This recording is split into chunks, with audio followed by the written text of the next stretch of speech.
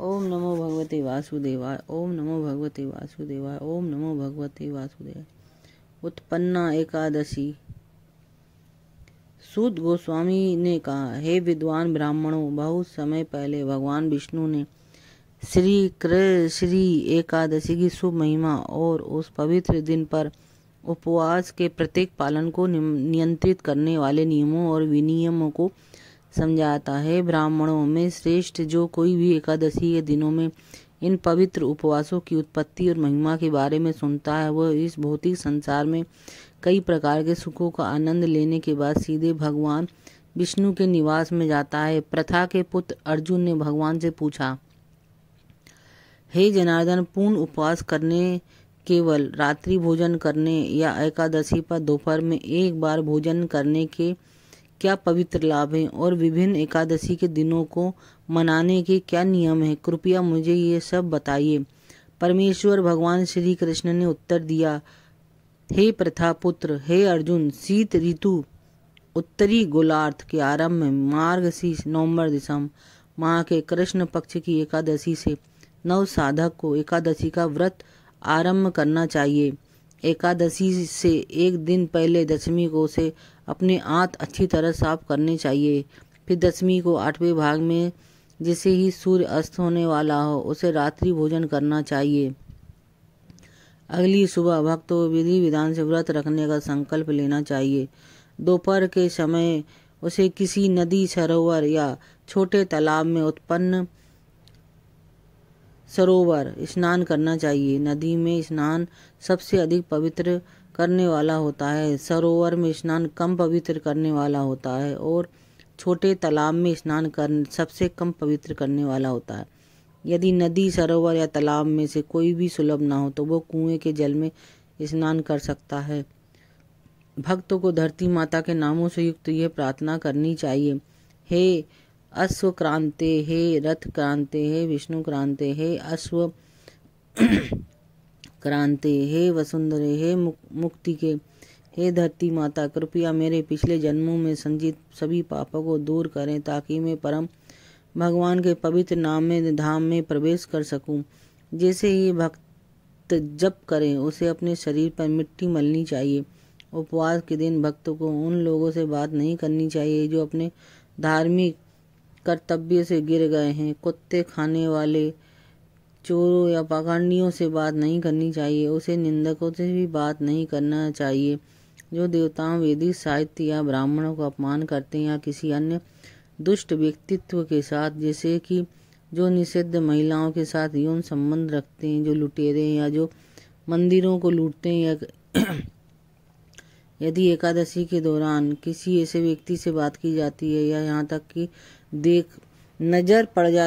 देखा भी जाता है तो व्यक्ति को सीधे सूर्य को देखकर खुद को शुद्ध करना चाहिए। तत्पश्चात भक्तों को उत्तम भोजन, पुष्प आदि से भगवान गोविंद की आदर पूर्वक पूजा करनी चाहिए। अपने घर में शुद्ध भक्ति भाव से भगवान को दीप दान करना चाहिए।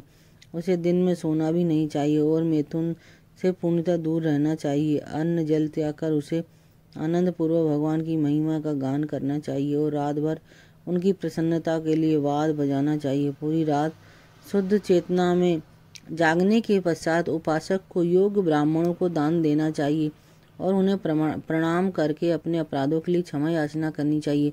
जो लोग भक्ति में गंभीर हैं उन्हें कृष्ण पक्ष में आने वाली एकादशी को शुक्ल पक्ष में आने वाली एकादशी के समान ही श्रेष्ठ समझना चाहिए। हे राजन, इन दोनों प्रकार की एकादशियों में कभी भेद नहीं करना चाहिए।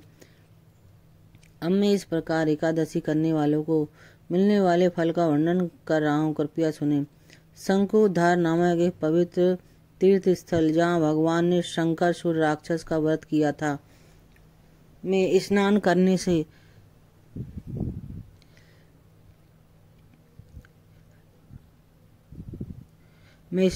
से प्राप्त होने वाला पुण्य और न ही भगवान गदाधर के प्रत्यक्ष दर्शन से प्राप्त होने वाला पुण्य एकादशी व्रत से प्राप्त होने वाले पुण्य के 16वें भाग के बराबर है। ऐसा कहा जाता है कि पूर्णिमा के दिन सोमवार को दान करने से सामान्य दान से 1,00,000 गुना फल प्राप्त होता है। हे धनपति, जो व्यक्ति संक्रांति के दिन दान करता है उसे सामान्य फल से 4 लाख गुना फल प्राप्त होता है। फिर भी केवल एकादशी व्रत करने से ही ये सभी पुण्य फल प्राप्त होते हैं। साथ ही ग्रहण के दौरान कुरुक्षेत्र में मिलने वाले पुण्य भी सूर्य या चंद्रमा, इसके अलावा जो श्रद्धालु व्यक्ति एकादशी का पूर्ण उपवास रखता है उसे अश्वमेध यज्ञ करने वाले की अपेक्षा 100 गुना अधिक पुण्य प्राप्त होता है। जो व्यक्ति केवल एक बार एकादशी का व्रत रखता है उसे वेदों के ज्ञाता ब्राह्मण को 1000 गाय दान करने वाले व्यक्ति की अपेक्षा 10 गुना अधिक पुण्य प्राप्त होता है। जो व्यक्ति केवल एक ब्रह्मचारी को भोजन कराता है वो अपने घर में 10 श्रेष्ठ ब्राह्मणों को भोजन कराने वाले की अपेक्षा 10 गुना अधिक पुण्य अर्जित करता है। किंतु एक ब्रह्मचारी को भोजन कराने से प्राप्त होने वाले पुण्य से 1000 गुना अधिक पुण्य जरूरतमंद और प्रतिष्ठित ब्राह्मण को भूमि दान करने से प्राप्त होता है। उससे भी 1000 गुना अधिक पुण्य किसी युवा सुशिक्षित जिम्मेदार व्यक्ति से एक कुंवारी कन्या का विवाह करने से प्राप्त होता है। इससे भी 10 गुना अधिक पुण्य बच्चों को बिना किसी फल की आशा के आध्यात्मिक मार्ग पर उचित शिक्षा देना है। किंतु इससे भी 10 गुना श्रेष्ठ है भूखे को अन्न देना। वास्तव में जरूरतमंदों को दान देना सबसे उत्तम है और इससे श्रेष्ठ दान न कभी हुआ है और न कभी होगा।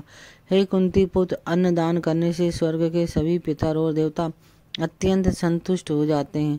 किंतु एकादशी का पूर्ण व्रत करने से प्राप्त होने वाले पुण्य का कोई पाप माप नहीं सकता, पुण्य कोई माप नहीं सकता। हे कुरुश्रेष्ठ अर्जुन, इस पुण्य का प्रभाव मनुष्य के लिए अकल्पनीय है। देवताओं को भी इसका आधा पुण्य प्राप्त होता है और एकादशी के दिन केवल रात्रि भोजन करने वाले को इसका आधा पुण्य प्राप्त होता है। अतः भगवान हरि के दिन या तो केवल एक बार मध्याह्न भोजन करके अन्न और दाल का त्याग करके अथवा पूर्ण उपवास करके रहना चाहिए।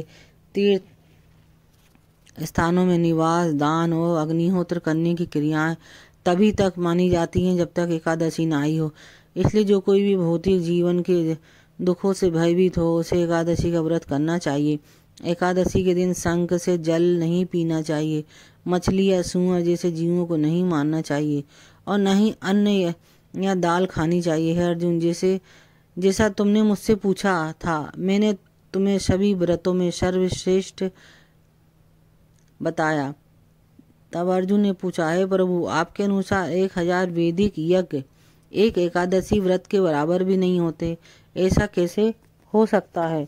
एकादशी सभी दिनों में सबसे अधिक पुण्यदायी कैसे हो गई? भगवान श्री कृष्ण ने उत्तर दिया, मैं आपको बताऊंगा कि एकादशी सभी दिनों में सबसे अधिक पवित्र क्यों है। सतयुग में एक बार मुर नामक का एक अद्भुत भयानक राक्षस रहता था, हमेशा बहुत क्रोधित रहने वाला। उसने सभी देवताओं को भयभीत कर दिया, यहाँ तक कि स्वर्ग के राजा इंद्र, सूर्य देव के विवस्वान 8 वसुओं, भगवान ब्रह्मा, वायुदेव, अग्निदेव को भी हरा दिया। अपनी भयानक शक्ति से उसने उन सभी को अपने नियंत्रण में कर लिया। तब भगवान इंद्र ने भगवान शिव के पास गए और कहा, हम सभी अपने ग्रहों से गिर गए हैं और अब पृथ्वी पर असहाय होकर भटक रहे हैं। हे प्रभु, हम इस कष्ट से कैसे राहत पा सकते हैं? हम देवताओं का क्या भाग्य होगा? भगवान शिव ने उत्तर दिया, हे देव श्रेष्ठ, उस स्थान पर जाए जहाँ गरुण भगवान पर सवार होकर भगवान विष्णु निवास करते हैं। वो अपने प्रति समर्पित सभी आत्माओं की रक्षा के लिए समर्पित है। भगवान कृष्ण ने आगे कहा, हे धन के विजेता अर्जुन, भगवान शिव के इन शब्दों को सुनकर भगवान इंद्र सभी देवताओं के साथ उस स्थान पर गए जहाँ भगवान जगन्नाथ, ब्रह्मांड के स्वामी श्री सभी आत्माओं के रक्षक विश्राम कर रहे हैं। भगवान को पानी पर सोते हुए देखकर देवता ने अपने हाथ जोड़े और इंद्र के नेतृत्व में निम्नलिखित प्रार्थनाएं की। हे भगवान, आपको नमस्कार है। हे देवों के देव, आप जो प्रमुख देवताओं द्वारा स्तुति किए जाते हैं। हे सभी राक्षसों के शत्रु, हे कमल नयन भगवान, हे मधुसूदन, मधु दानव के हत्यारे, कृपया हमारी रक्षा करिए। राक्षस मूर्ख से भयभीत होकर हम देवता आपकी शरण में आए हैं। हे जगन्नाथ, आप सबके कर्ता और सबकी रचना करने वाले हैं। आप सभी ब्रह्मांडों के माता और पिता हैं।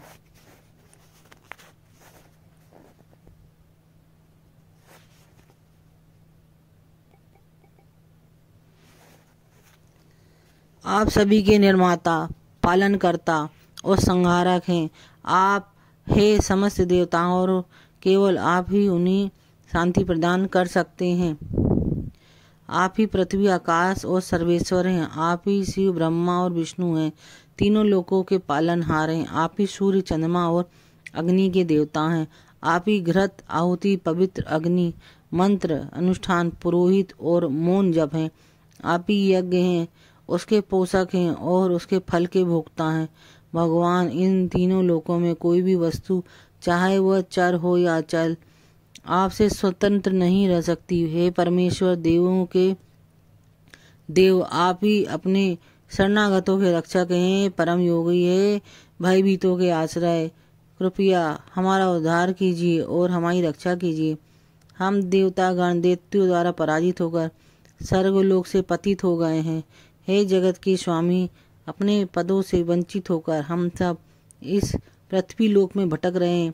भगवान कृष्ण ने आगे कहा। इंद्र और अन्य देवताओं को ये शब्द कहते सुनकर भगवान विष्णु, परम पुरुषोत्तम भगवान ने उत्तर दिया, किस राक्षस के पास इतना महान मोह शक्ति है कि वो सभी देवताओं को पराजित करने में सक्षम है? उसका नाम क्या है और वो कहाँ रहता है? उसे अपनी शक्ति और आश्रय कहाँ से मिलता है? हे, मुझे सब कुछ बताओ और डरो मत।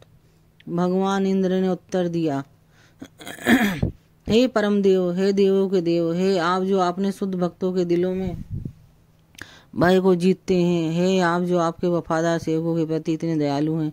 हे वे बार ब्रह्मा वंश का एक शक्तिशाली राक्षस था जिसका नाम नाड़ी जंग था। वो असाधारण रूप से भयानक था और पूरी तरह से देवताओं को नष्ट करने के लिए समर्पित था, और उसने मूर नाम का एक कुख्यात पुत्र पैदा किया।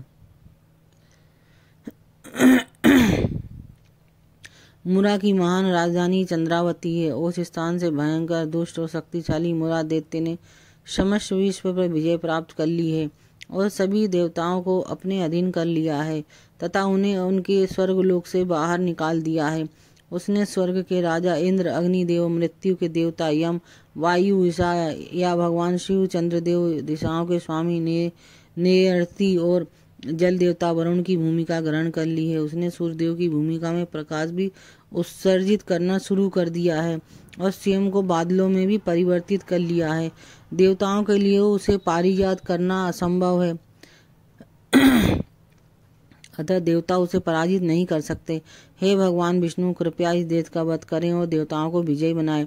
इंद्र के वचन सुनकर भगवान जनार्दन अत्यंत क्रोधित हुए और बोले, हे शक्तिशाली देवताओं, अब तुम सब मिलकर मुरा की राजधानी चंद्रावती पर आक्रमण करो।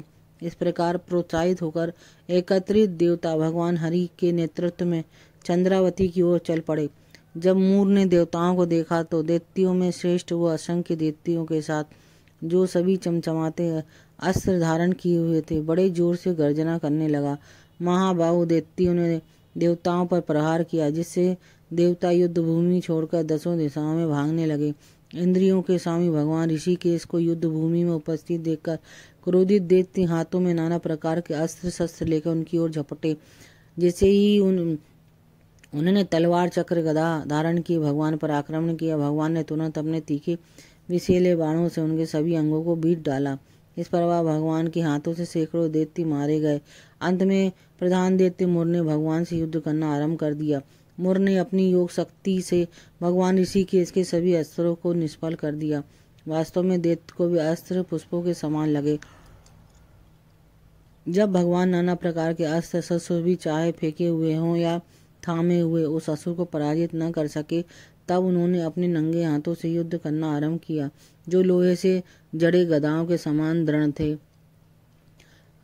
भगवान ने मुर के साथ 1000 दिव्य वर्षों तक मल्ल युद्ध किया और फिर थके हुए प्रतीत हुए बद्री का आश्रम चले गए। वहां भगवान योगेश्वर सभी योगियों में श्रेष्ठ ब्रह्मांड के स्वामी विश्राम करने के लिए हिमवती नामक एक अत्यंत सुंदर गुफा में प्रविष्ट हो गए। हे धनंजय, वो गुफा 96 मील व्यास की थी और उसका केवल एक ही प्रवेश द्वार था। मैं वहां भय के कारण गया था और सोने के लिए भी। पांडुपुत्र, हे पांडुपुत्र, इसमें कोई भी संदेह नहीं है, क्योंकि उस महायुद्ध ने मुझे बहुत थका दिया था। वह असुर मेरे पीछे पीछे उस गुफा में चला आया और मुझे सोया हुआ देखकर अपने मन में सोचने लगा, आज मैं इन असुरों के संहारक हरि को मार डालूंगा।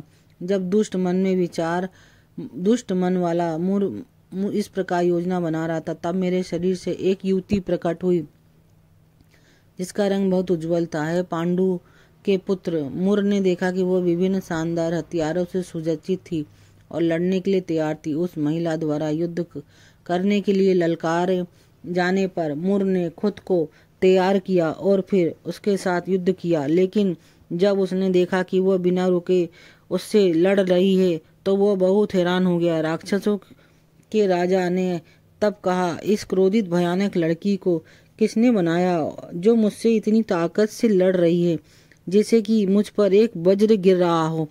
यह कहने के बाद राक्षस ने लड़की से लड़ना जारी रखा। अचानक उस तेजोमयी देवी ने मुर के सभी अस्त्र शस्त्र तोड़ डाले और क्षण भर में उसका रथ छीन लिया। वह अपने नंगे हाथों से उस पर आक्रमण करने के लिए उसकी ओर दौड़ा, किंतु जब देवी ने उसे आते देखा तो क्रोध से उसका सिर काट डाला। इस प्रकार वह दैत्य तुरंत भूमि पर गिर पड़ा और यमराज के धाम को चला गया। भगवान के शेष शत्रु भय और लाचारी के कारण पाताल लोक में प्रवेश कर गए। तब भगवान की नींद खुली। उन्होंने अपने सामने मृत दैत्य को देखा, साथ ही उस कन्या को भी जो हाथ जोड़कर उन्हें प्रणाम कर रही थी।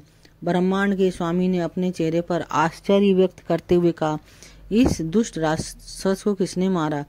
इसने सभी देवताओं, गंधर्वों, यहाँ तक कि स्वयं इंद्र को भी इंद्र के साथियों मरुतों और सहित आसानी से परास्त कर दिया, और इसने निचले ग्रहों के शासक नागों, सांपों को भी पराजित किया। यहाँ तक कि शिवजी तक से भी यह नहीं हारा, इसने मुझे भी पराजित किया, जिससे मैं भय के मारे इस गुफा में छिप गया। जब मैं युद्ध भूमि से भागकर इस गुफा में सो गया, तब किसने इतनी दयापूर्ण मेरी रक्षा की? युवती ने कहा, यह मैं ही हूँ जिसने आपके दिव्य शरीर से प्रकट होकर इस राक्षस को मारा। हे भगवान हरि, जब इसने आपको सोते हुए देखा तो यह आपको मारना चाहता था। तीनों लोगों को चुभने वाले इस कांटे के इरादे को समझकर मैंने इस दुष्ट को मार डाला और इससे सभी देवता का भय से मुक्त कर दिया। मैं आपकी महाशक्ति, आपकी आंतरिक शक्ति हूँ, जो आपके सभी शत्रुओं के हृदय में भय उत्पन्न करती हूँ। मैंने तीनों लोगों की रक्षा के लिए इस सर्वत भयानक राक्षस को मार डाला। है प्रभु, कृपया मुझे बताइए कि इस राक्षस के मारे जाने पर आपको आश्चर्य क्यों हुआ? भगवान ने कहा, हे निष्पाप, मैं यह देखकर बहुत संतुष्ट हूँ कि आपने ही इस राक्षस का वध किया। इस प्रकार आपने देवताओं को सुख समृद्धि और आनंद से परिपूर्ण कर दिया है। चूंकि आपने तीनों लोकों के सभी देवताओं को प्रसन्न किया, इसलिए मैं आपसे बहुत प्रसन्न हूँ। हे शुभ, आप जो भी वरदान चाहे मांग ले, मुझसे निसंदेह आपको प्रदान करूंगा, यद्यपि वो देवताओं में अत्यंत दुर्लभ है। कन्या बोली, हे प्रभु, यदि आप मुझ पर प्रसन्न हैं और मुझे वरदान देना चाहते हैं तो मुझे इस दिव्य व्रत रखने वाले को महापापी से मुक्ति दिलाने की शक्ति प्रदान करें। मैं चाहती हूँ कि व्रत करने वाले को मिलने वाले पुण्य का आधा भाग केवल संध्या काल अनाज और दालों का त्याग करने वाले को भोजन करने वाले को मिले, और इस पुण्य का आधा भाग केवल मध्याह्न भोजन करने वाले को मिले। साथ ही जो व्यक्ति मेरे प्राकट्य दिवस पर संयमित इंद्रियों के साथ पूर्ण व्रत का पालन करता है, वह इस लोक में सभी प्रकार के सुखों का भोग करने के बाद 1 अरब कल्पों तक भगवान विष्णु के धाम को जाए। हे प्रभु, हे जनार्दन, मैं आपकी कृपा से यही वरदान प्राप्त करना चाहती हूँ। चाहे कोई व्यक्ति पूर्ण व्रत रखे, केवल साय काल भोजन करे या केवल मध्याह्न भोजन करे, कृपया उसे धार्मिक प्रवृत्ति, धन और अनंत मोक्ष प्रदान करे। भगवान ने कहा, हे परम मंगलमयी देवी, आपने जो मांगा है वह पूर्ण हो गया। इस संसार में मेरे सभी भक्त अवश्य ही तुम्हारे दिन उपवास करेंगे और इस प्रकार वे तीनों लोकों में प्रसिद्ध होंगे।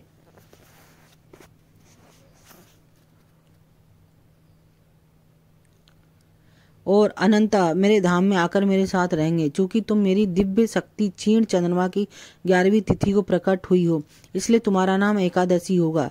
यदि कोई व्यक्ति एकादशी का उपवास करता है तो मैं उसकी सभी पापों को भस्म कर दूंगा और उसे अपना दिव्य धाम प्रदान करूंगा। ये क्षीण चंद्रमा के दिन हैं जो मुझे सबसे प्रिय है। तृतीय तीसरा दिन, अष्टमी 8वां दिन, नवमी 9वां दिन, चतुर्दशी 14वां दिन और विशेष रूप से एकादशी 11वां दिन। एकादशी का उपवास करने से प्राप्त होने वाला पुण्य किसी भी अन्य प्रकार के उपवास करने या किसी तीर्थ में स्थान पर जाने से प्राप्त होने वाला पुण्य से कहीं अधिक होता है और ब्राह्मणों को दान देने से प्राप्त होने वाला पुण्य से भी अधिक होता है। मैं तुम्हें दृढ़ता पूर्वक बताता हूँ कि यह सत्य है। इस प्रकार कन्या को वर देकर परमेश्वर अचानक अंतर ध्यान हो गए।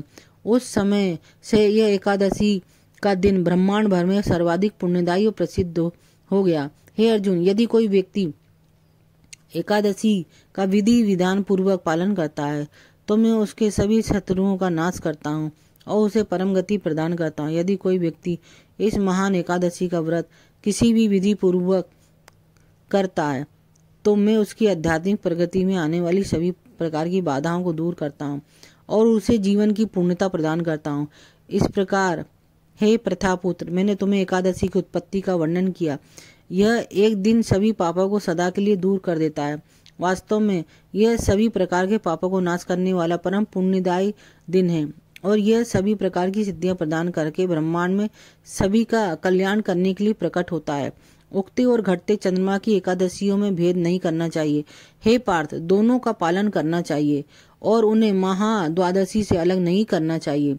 जो कोई भी एकादशी का व्रत रखता है उसे समझना चाहिए कि इन दोनों एकादशियों में कोई अंतर नहीं है, क्योंकि ये दोनों एक ही तिथि हैं। जो कोई एकादशी का व्रत विधि विधान से करता है उसे गरुड़ पर सवार भगवान विष्णु का परम धाम प्राप्त होता है।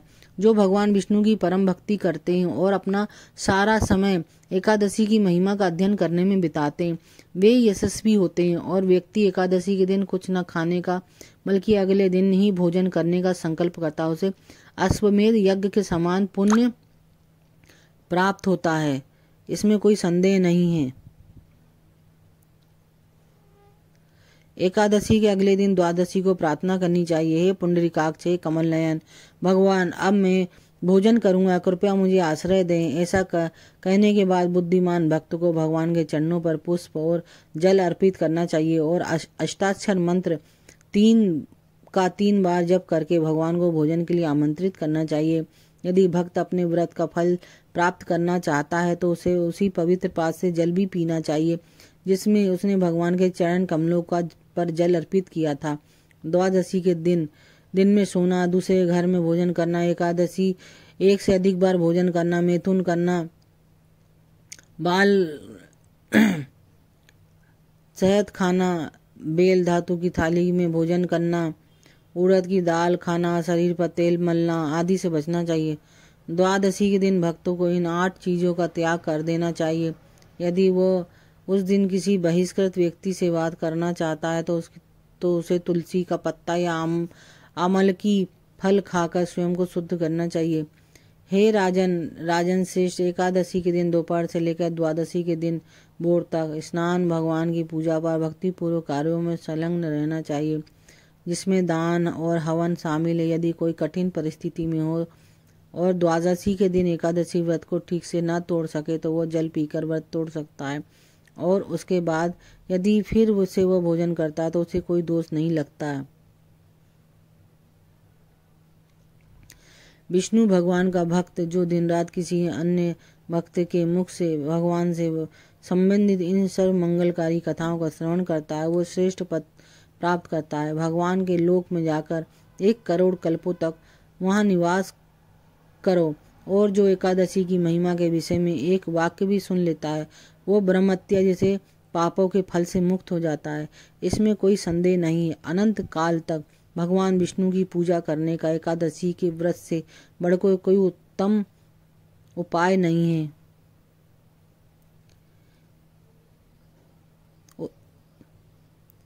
मार्गशीर्ष कृष्ण उत्पन्ना एकादशी का वर्णन समाप्त होता है। हरे कृष्ण।